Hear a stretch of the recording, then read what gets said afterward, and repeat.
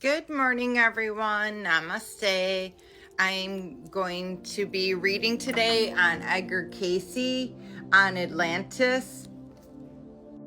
And we're still on the introduction portion of it. And I apologize in advance if I get any of these words wrong. Some of them are a little out of my realm of expertise.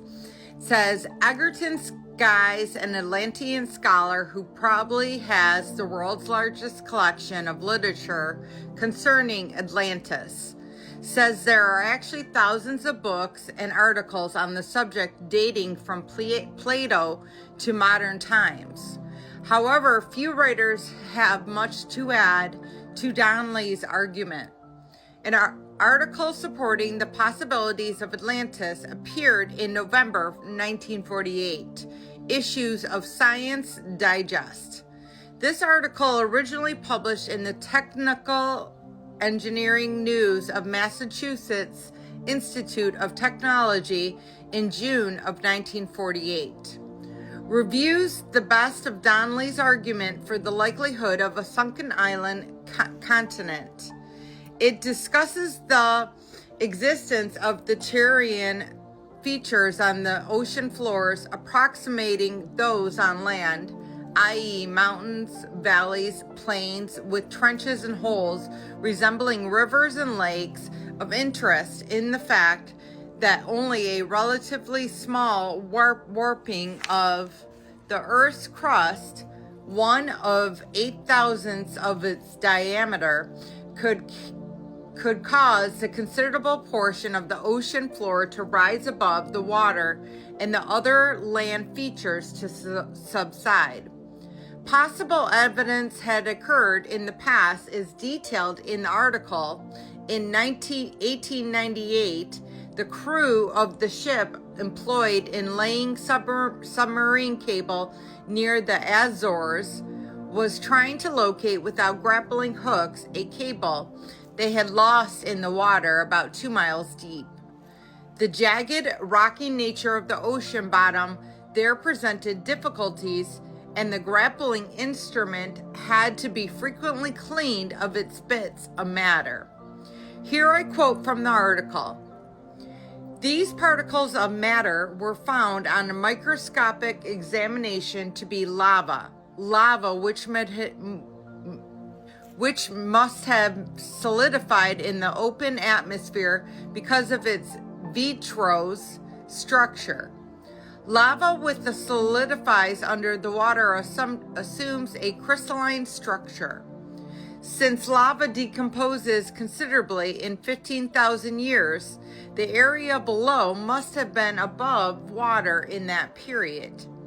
There is other more recent evidence of the former existence of land of the Atlantic.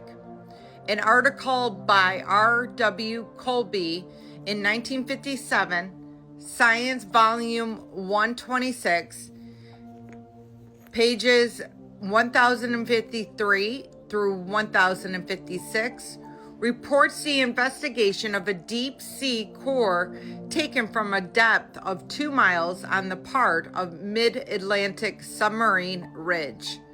His find of exclusively fresh water plants, diatoms, in portions of the sedimentary materials often evidence that the portion of the ridge was once above sea level.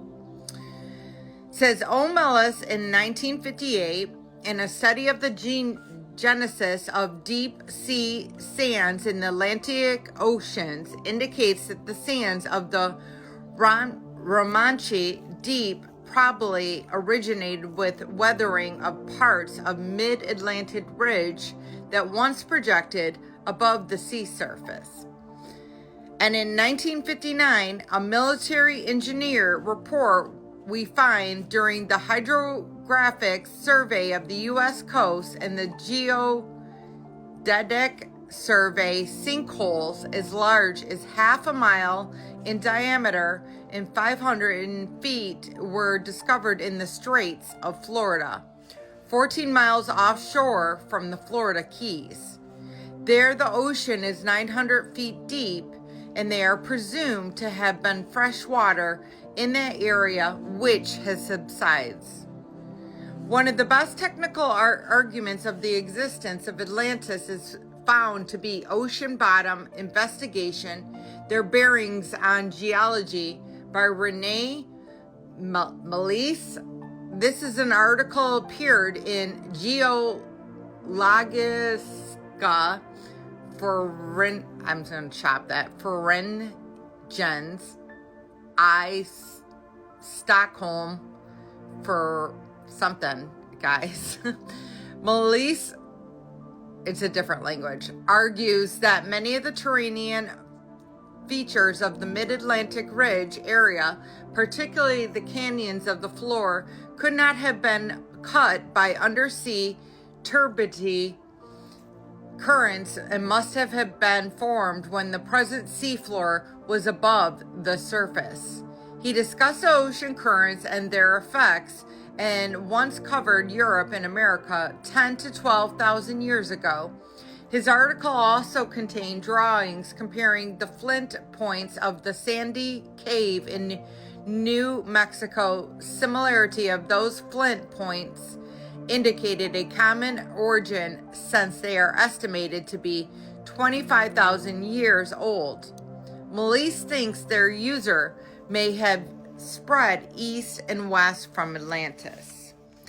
So I know that's a lot to digest, but essentially they're kind of proving to us all the main points that they have discovered during their research of why Atlantis exists. And at this point in my spiritual journey, I am convinced that Atlantis did exist.